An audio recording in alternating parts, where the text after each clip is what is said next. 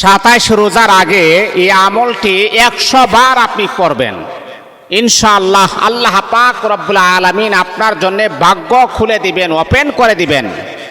27 রোজা যখন চলে আসবে এর আগেই এই আমলটা আপনি শুরু করে দিবেন। কমাস কম আপনি 100 বার আপনি পড়ুন। আল্লাহ পাক রব্বুল আলামিন আপনার মনের ভিতরে যত রকমের অশান্তি আছে আমার আল্লাহ দূর করে দিবেন। অনেক সময় আছে কি জানেন, যে স্বামী কথা শুনে না। এই যে একটা ঈদ আসতেছে, ঈদে কত মানুষ আনন্দ করবে, কিন্তু অনেক ফ্যামিলির ভিতরে এমন আছে যে বাবা তার সন্তানের ঈদের জামাটা পর্যন্ত দেয় না, বাবা তার সন্তানের সাথে কোনো যোগাযোগই নাই, এমন আছে না? অনেক ফ্যামিলি আছে, অনেক ফ্যামিলি আছে। একটা ঈদ আসতেছে কিন্তু বাবা তার সন্তানের সাথে কথা বলে না। বাবা ইউরোপে আছে, বাবা বিদেশে আছে, বাবা সৌদি আরবে আছে, বা বাবা কুয়েতে আছে। এরকম রাষ্ট্রে থাকার পরেও স্ত্রীর সাথে কোনো যোগাযোগ নাই, সন্তানের সাথে কোনো যোগাযোগ নাই।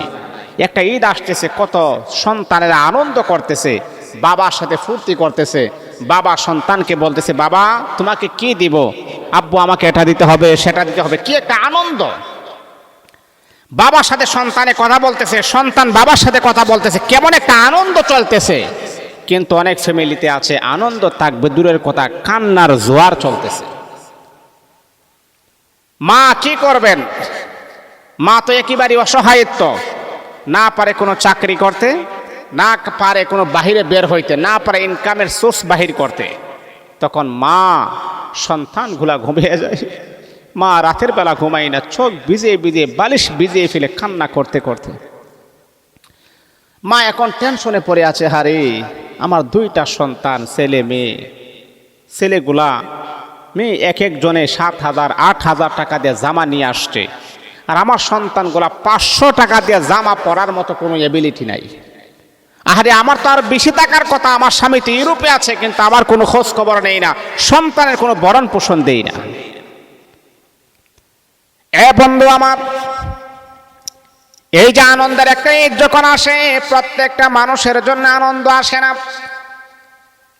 অনেকের মা আছে এমন, রাতের বেলা ঘুমাই নাই, বিছানায় পিঠ লাগাই না, কান্না করতে করতে করতে করতে বালিশটা পর্যন্ত ভিজিয়ে ফেলে। মাঝে মধ্যে সন্তানের চেহারার দিকে তাকাই, হারি এই সন্তানের বাবা সন্তানকে বলতে পারে, কিন্তু আমি মা তো 10 মাস 10 দিন আমার সন্তানকে আমি গর্ভে রেখেছি, আমি কিভাবে আমার সন্তানকে আমি ভুলে যাব? আহারে আপনি দেখবেন রে বাবা, অনেক পুরুষ আছে এমন, 3টা 4টা সন্তান আছে, বছরের পর বছর যায়, তাদের সাথে কোনো কথাবার্তা নাই, কিন্তু মা এই সন্তানের মায়া পড়ে, মোহাব্বতে পড়ে, ভালোবাসায় পড়ে। কারণ মা কোনো জায়গাতে বিবাহ বসে না, অন্যের বাড়িতে খাস করে করে সন্তানকে লালন পালন করে। হে পুরুষ, আল্লাহর কাছে আপনাকে জবাবদিহিতা করতে হবে, আল্লাহর কাছে আপনাকে হিসাব দিতে হবে। তোমার স্ত্রী আছে, তোমার ছেলে মেয়ে আছে, তাদের ভরণ পোষণ আদায় করো নাই, তাদের সাথে কথা বলো নাই, তাদের সাথে সময় তুমি দেও নাই। তুমি যত বড় ওয়ালি হও না কেন, কোনো কাজ হবে না। এমনকি কাবা শরীফের গিলাফ ধরো যদি তুমি তওবা করো, আমার আল্লাহ তোমার তওবা কবুল করবে না, কারণ তাদের হক তুমি নষ্ট করেছো, তুমি জাহান্নামী হয়ে যাইবা।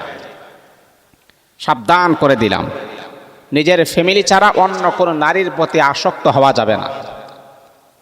নিজের ছেলে মেয়ের ভরণ পোষণ আপনি আদায় না করে আরেকজনের ভরণ পোষণ আপনি আদায় করেন, আহা কত বড় বেঈমান, কত বড় নাফরমান। এই নাফরমানের শাস্তি দুনিয়াতে হবে, পরকালে আপনার জন্য শাস্তি অবধারিত আছে। এইরকম টেনশনের ভিতরে অনেক ফ্যামিলি আছে। আমার মা বাবাদেরকে আমি দৃষ্টি আকর্ষণ করে বলবো, শোনেন শোনেন, 27 রমজান আসার আগে আগে আমলটা যখন আপনি করবেন, আমার আল্লাহ পাকের অশেষ মেহেরবানিতে স্বামী স্ত্রীর মাঝে মিল মোহাব্বত আমার আল্লাহ পয়দা করে দিবেন, সন্তান এবং বাবার মাঝে মিল মোহাব্বত জাগ্রত করে দিবেন।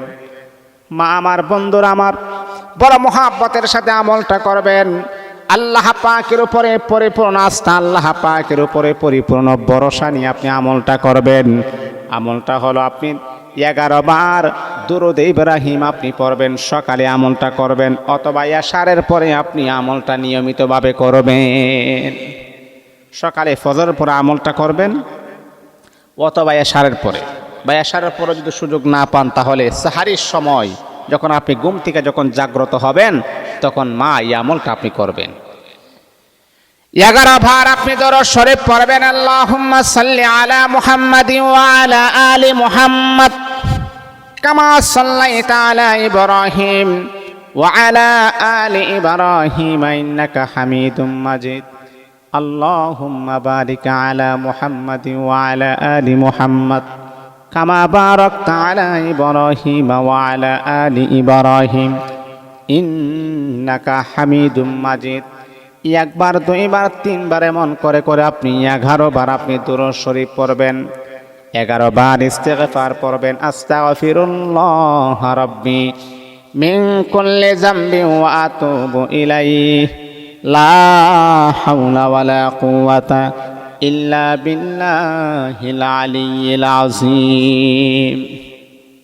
11 বার দুরূদ শরীফ, 11 বার ইস্তিগফার আপনি পড়বেন। এইগুলা কমপ্লিট হওয়ার পরে আল্লাহ পাকের নাম, 2টা নাম 100 বার 100 বার করে 200 বার আপনি পড়বেন।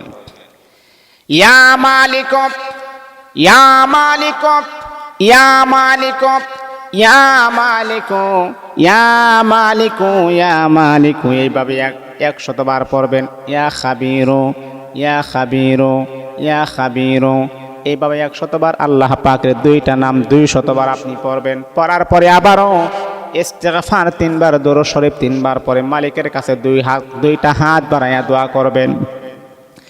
এ আরশের মালিক আমার আল্লাহ, আমার সন্তানের বাবা বিদেশের জমিনে আছে, আহারে সন্তানগুলা কত আনন্দ নিয়ে করবে, কিন্তু তারা তাদের বাবার সাথে কথা বলার মতো সুযোগ পায় না। আল্লাহ, আমার স্বামীর অন্তরে সন্তানের প্রতি মহাব্বত ভালোবাসা তুমি জাগ্রত করে দাও, আমার প্রতি মহাব্বত ভালোবাসা জাগ্রত করে দাও। ও আমার মা, এই রকম টেনশনের ভিতরে যদি আপনি থাকেন তাহলে আমলটা আপনি করবেন। ও আমার বাবা, যদি আপনার স্ত্রী যদি বাবার বাড়িতে যাওয়ার পরে যদি না আসে তাহলে আমলটা আপনিও করবেন ইনশাআল্লাহ। আল্লাহ পাকের অশেষ মেহেরবানিতে স্বামী স্ত্রীর মাঝে মিল মোহাব্বত আমার আল্লাহ পয়দা করে দিবেন। তারপরে আপনার অভাব অনটন দূর করে দিবেন, আপনার জন্য রিজকে হাসানের দরওয়াজা আমার আল্লাহ প্রশস্ত করে দিবেন। কোথায় থেকে রিজিক আসবে আপনি কখনো ধারণা করতে পারবেন না, কল্পনা করতে পারবেন না। এই জন্য মা 27 রোজার আগেই এই আমলটা করবেন, এর আগে আগে আমার আল্লাহ আপনাকে পুরস্কৃত করবেন, আপনাকে ফলাফল আমার আল্লাহ